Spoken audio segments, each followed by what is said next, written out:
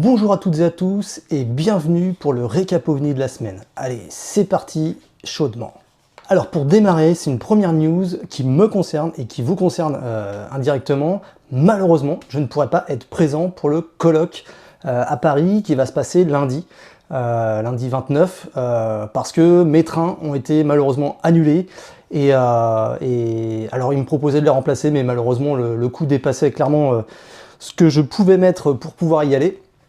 Donc malheureusement je ne vais pas pouvoir couvrir l'événement directement, mais j'y ne manquerai pas de regarder lorsque ça va être diffusé sur LCP et de vous en faire une review. Mais malheureusement, je suis vraiment désolé, je ne serai pas sur place. Voilà pour la première news. Allez, on passe à la deuxième. La deuxième news, c'est le 25 juin 2026, donc jeudi dernier, a eu lieu un forum majeur sur les UAP, donc sur les OVNI, à Washington, avec des figures clés du Congrès américain, scientifiques et des experts. Donc l'événement auquel participent notamment Christine Gillibrand et Mike Rounds vise à faire le point sur la divulgation, sur la transparence, la sécurité nationale et les implications scientifiques, sociétales et économiques que le phénomène OVNI implique. Le discours d'ouverture a été assuré par Christopher Mellon. Alors j'ai pas regardé encore ce qu'il en est ressorti, mais bon, on peut d'ores et déjà se dire que l'objectif était assez clair, hein, c'était de passer, on va dire, de la rumeur des ovnis, etc., à quelque chose de bien plus concret pour le Congrès américain. Donc voilà, quand j'aurai plus de news là-dessus, je vous ferai un petit récap. En attendant, je vous passe l'info, vous pouvez aller voir de vous-même, je pense qu'il y a quelques trucs qui traînent sur Internet. Pour la troisième news, direction l'Iran. Alors en ce moment, il y a la guerre en Iran entre les États-Unis, l'Iran et Israël. Alors là, il s'agit d'un pilote d'élite américain qui pilotait un F-15 et qui a été abattu au mois de mars, en avril, pardon. Et donc, lorsqu'il a été abattu, qu'est-ce qu'il a décrit? Il a décrit avoir vu quelque chose de très bizarre, des drones, mais qui étaient en forme de méduse. Alors, voilà comment il a décrit le truc. Ce qu'il a dit, c'est que juste avant de s'éjecter, il dit avoir croisé un véritable champ de mines volant. Ce qu'il a décrit comme des gros drones interconnectés, avançant comme un seul bloc, et avec des nuées de petits drones suspendus en dessous comme des tentacules. Ça me rappelle méchamment les vidéos de jellyfish, hein, donc de méduses, qu'on a pu voir traîner un petit peu sur internet, notamment par Laharo, je crois, hein, Laharo avait diffusé une vidéo comme ça. Donc c'est assez déroutant. Le pilote a même dit que c'était vraiment comme un truc extraterrestre. C'est ses propres propos, quoi. Donc c'est vraiment étonnant. Ça a été rapporté par CNN, donc une news qui, je pense, a été vérifiée un minimum.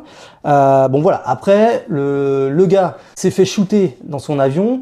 Il a eu une commotion au niveau de la tête.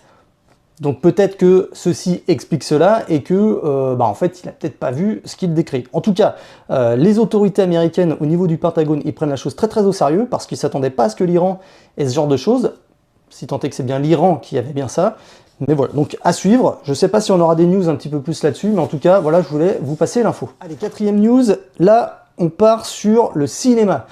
En effet, à Cannes, lors du Festival international de la créativité, Cannes Lions, le célèbre producteur de Top Gun, donc qui a aussi fait Armageddon, Pearl Harbor, Pirates des Caraïbes, voilà, un mec assez capé, il a évoqué un thriller sur les ovnis qu'il va réaliser en collaboration avec Kosinski, qui a fait Top Gun, F1, etc. Alors comment il décrit le film? Il dit c'est un peu comme Les Hommes du Président, mais avec ce que le gouvernement a caché sur ce qui se passe sur les ovnis depuis toutes ces années. Donc ça peut être très intéressant. Et alors, le scénario, si quand même, il faut quand même noter ça, le scénario devrait être basé sur l'enquête de David Grush. Chose très intéressante. Voilà, donc on va suivre ça de très près. Dès que j'aurai des news là-dessus, j'hésiterai pas à vous en parler. Allez, la cinquième news, c'est la NASA qui est passée au crible par l'intelligence artificielle. Oui. De quelle manière? C'est pas compliqué, c'est la Disclosure Foundation qui lance un examen approfondi de l'intégralité des archives de la NASA à la recherche d'ovnis potentiels. Alors, comment ils vont faire ça? Ils ont ce qu'ils appellent une équipe d'Avengers scientifiques. On y trouve Mike Gold, un ex-administrateur adjoint de la NASA.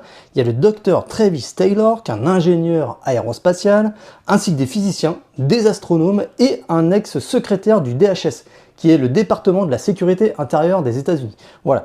Donc, Ils vont utiliser l'IA et le machine learning pour les aider à trouver ces documents, ou en tout cas ce qui pourrait se rapprocher des documents sur les ovnis. Donc c'est très intéressant. Donc au travers des vidéos et des données qui sont stockées et qui sont publiques au niveau de la NASA. Voilà. Donc l'objectif, c'est tout ce qui sera trouvé sera partagé publiquement.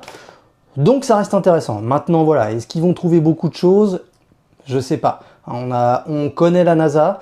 Bon, potentiellement, s'ils ont vu des choses, ils les ont cachées depuis des années. On va pas rentrer dans le complotisme. Mais bon, voilà. Hein, on va en rester là pour cette news. Et on passe à la news suivante. Allez, on revient rapidos sur le film Disclosure Day de Spielberg. Il y a un truc, moi, qui m'a... Alors, surtout, si vous n'avez pas vu le film, si vous n'avez pas vu le film, attention, spoiler, je vais un petit peu spoiler. Il s'avère qu'à la fin du film, on nous montre beaucoup de vidéos d'OVNI. Voilà. Plein de trucs qui passent sur des petits écrans un petit peu partout. Moi, j'ai repéré une vidéo particulière qui a retenu mon attention. C'est celle de, on peut dire, des orbes, en tout cas de couleur blanche, qui volent sous l'eau, ou en tout cas qui ont l'air de voler sous l'eau en formation triangulaire.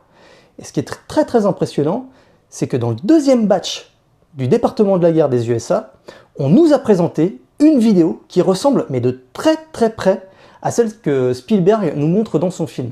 Alors moi, ça m'a fait tilter, parce que je me demande si Spielberg n'a pas eu accès à des données confidentielles avant de faire son film. On connaît Spielberg, on connaît son appétence pour le phénomène OVNI. À mon avis, il doit y avoir des relations à droite et à gauche parce que c'est Monsieur Spielberg.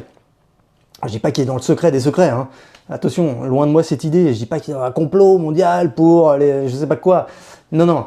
Mais par contre, j'aurais tendance à penser que cette vidéo-là, il l'avait vue un peu en avance et voilà, là, il nous l'a montré au travers de son film.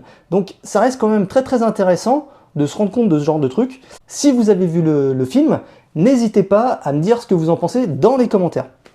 Allez, le récap OVNI, c'est fini pour aujourd'hui. Je suis désolé, j'ai pas une super éloquence aujourd'hui.